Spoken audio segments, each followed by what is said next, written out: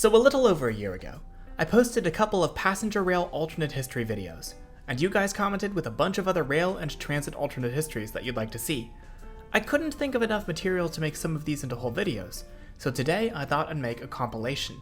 7 transit alternate histories, both suggested by you guys and myself, as imagined by me. For each one, I'm going to come up with a different point of divergence, i.e. an event that causes this fictional timeline to play out differently than ours, along with some of the consequences of the change. Let's go! What if America had first-class subway trains? This one's inspired by Doha and Dubai having dedicated first-class carriages on their metros, something that just doesn't happen in the North American continent today. In the 1970s, the heads of America's biggest transit agencies put their heads together to brainstorm ways to get drivers off the roads and onto trains, even trains that have a reputation for being cheap and dirty. Nobody knows who thinks of making first-class subway cars, but New York is the first to try it in 1975, piloting these on the A train, with special conductors on board to check tickets and serve drinks. These cars are panned for being elitist and underwhelming, and they're not even on every train.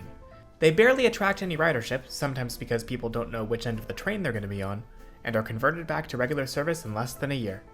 A year later, WMATA tries the same thing with the brand new Red Line, installing additional fare gates with special platform access to first-class cars. These are nicer and moderately more successful, but they are far from financially sustainable, and they only serve to decrease capacity on the system. WMATA phases these out with the opening of the Blue Line in 1977. BART considers adding these, and concept art for them circulates among transit fans to this day, but these are never built or installed. On both systems, first-class interiors themselves last quite a bit longer than the services, making it a fun game to try and find them. All are gone by 1980. What if the big dig involved commuter rail? In a timeline where political will and budget are more generous towards rail, Boston ends up with their own downtown connection tunnel between South and North stations. The MBTA's entire locomotive fleet is swapped out with pantograph dual modes by the early 2000s, in order not to stink up the tunnel. All of North Station's platforms, and about half of those at South Station, are relocated underground, with the newly freed up real estate helping to fund the enormously expensive project. A Grand Central Madison-esque Central Station opens deep under Government Center, with a tedious escalator to get out. While this does allow for electrified Northeast Corridor service on the Providence Line, services are still not significantly more frequent than in our timeline, drawing ire from transit advocates. Commuter rail lines continue to have their original names, with names changing in the tunnel based on which line they're continuing onto. Of note is the Broomstick service, which runs between Providence and Salem every weekend in October. Amtrak still serves the surface platforms of South Station, as this allows for easier turnarounds in their yard, as well as for the Lakeshore Limited's diesel exhaust. However, 5 Northeast regionals per day pass under the city and continue to Portland, switching to diesel locomotives at North Station. Amtrak does not serve Central Station. What if Cincinnati finished their subway? In an alternate timeline, the New Deal program allows Cincinnati to have extra funds to finish their subway. Construction is complete in 1939, and select streetcar services begin using the tunnel before continuing on to surface streets. In 1951, all non-subway streetcar services are suspended, but tunnel services continue, as there's no easy way to convert this to bus operation. Public and politicians alike are pleased with how well transit has transformed the city, even as more people drive, and this pushes them to recognize the tourism potential of the Mount Adams Incline, which is closed between 1948 and 1953 for extensive repairs, prolonged due to supply chain issues related to the Korean War. The Price Hill Incline, meanwhile, is saved by a group of locals who create a non-profit to keep it operational. In the 60s and 70s, Cincinnati seriously considers the installation of an automated guideway system in the subway between downtown and the suburbs to the north, but this is eventually shelved due to politics and cost.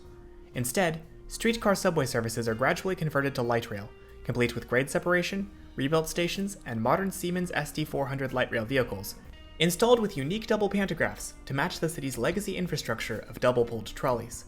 To save money, remaining rapid transit connections in the city are completed using bus-only highways, or busways, one of which serves Cincinnati Airport by way of Highway 275. Today, Cincinnati is planning a bus-only lane to serve the city's university, but this is considered underwhelming by many transit advocates, who feel it to be much less ambitious than the city's previous transit efforts. What if Mexico had its own Amtrak?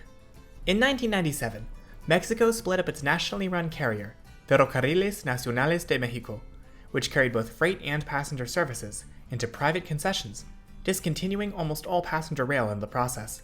By this point, passenger trains were quite old, slow, and unreliable.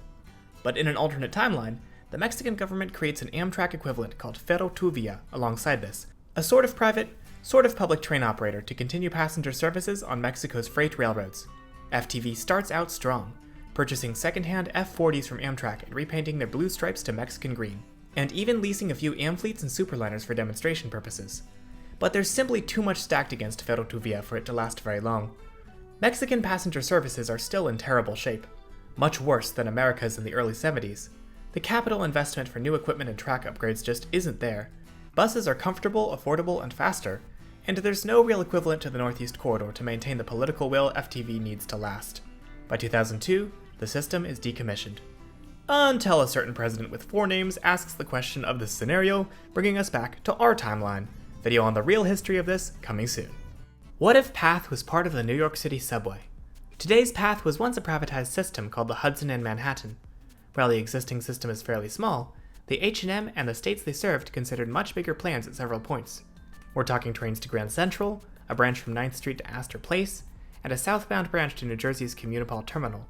In an alternate timeline, these all get built by 1914, and by 1928, further extensions have been built up to 59th Street and out to the East Village, as well as south from Communipaw to Bayonne and across the bridge to Staten Island. Planned extensions out into New Jersey never materialize, as the H&M wants to focus on connecting existing commuter trains there to new destinations in the New York metro area. However, in the 1930s, the H&M begins to seriously struggle financially.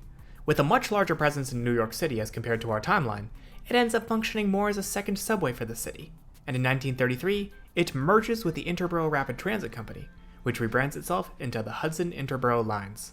This in turn is acquired by the city of New York and eventually folded into the MTA. Today, what we call PATH operates as the subway's C division, as it uses smaller and heavier rolling stock to comply with its FRA designation as a commuter system and for its unique tunnels and stations. The stations at the World Trade Center and in New Jersey are still owned and maintained by the Port Authority, but this is not apparent to most riders. Rather than using numbers like the A division and letters like the B division, the C division uses colors. Trains are called the red train rather than the red line, in order to make things easier to distinguish. But if you ask any tourist, this does not minimize confusion. C division fares were originally higher than on the A or B division, but they now operate under a unified omni-fare system. What if Pittsburgh built the Skybus? Pittsburgh seriously considered building an automated fixed guideway people mover system called Skybus in the second half of the 20th century, and in an alternate timeline, the political and financial will is there to get it done. The system's initial red line opens in 1989, traveling south from an elevated guideway downtown, across the Monongahela River, through the Wabash Tunnel, and down into Mount Lebanon, Castle Shannon, and the South Hills, terminating at South Hills Village. The line is overdue and over budget, and ridership numbers are low going into the 90s. There are also numerous mechanical failures in the first few years of operation, necessitating bus shuttles. Eventually, the line is deemed a boondoggle, and none of the remaining Skybus lines are built. Today, Skybus operates with Bombardier Innovia APMs, and continues to fascinate transit enthusiasts as the longest operating fixed guideway people mover in North America. It's also found its place in the Pittsburgh cultural canon alongside Mr. Rogers, French fries on sandwiches, and Jalapeno Hannah. In 2017, the line is expanded for the first time, with cars crossing the Allegheny to the sports stadiums, and expansions to Oakland have been talked about since the 90s with little will to get it done. With Skybus on the table, the Overbrook branch is torn up in the 70s and replaced with an alternate south busway, and the last streetcar services on the Beachview branch end in 1985. The library branch from Library to Monroe is eventually leased by the Pennsylvania Trolley Museum, which moves its Washington facility to this location. The east and west busways still get built as in our timeline. Perhaps most significantly, a Mr. Rogers Neighborhood episode features Mr. Rogers riding the Skybus, and in 2018, an Innovia APM is painted to look like the neighborhood trolley, in honor of what would have been Fred's 90th birthday. Disappointingly, this special wrap has dots. What if Santa Fe didn't join Amtrak? In our timeline, a few eligible railroads elected not to join Amtrak, and instead continued to operate their own privatized passenger services, most notably, the Southern Railroad with their Crescent service. So let's say in an alternate timeline, the Santa Fe, which was more than eager to divest itself of passenger trains in the real world, instead has the same idea, and chooses to keep their services separate from Amtrak. The most notable service on Santa Fe's network at this time is the combined Super Chief El Capitan between Chicago and Los Angeles, and in this alternate timeline, the train remains under the railroad's control for the next several years, with the name shortened to the more iconic Super Chief. In 1973, this train moves to Chicago's Union Station, allowing for the gradual closure of Dearborn, and in 1980, Amtrak finally takes control of operation. Today, this train that we know as the Southwest Chief is still called the Super Chief, as its quality downgrades of the 70s, which led to Santa Fe forcing them to rename the train, never happened, as Santa Fe was operating the train during this time. And that's all I've got for you for now. Let me know in the comments if there are any other alternate histories you'd like me to explore, or if you would see any of those going differently. Thanks for watching, and take care until the next one.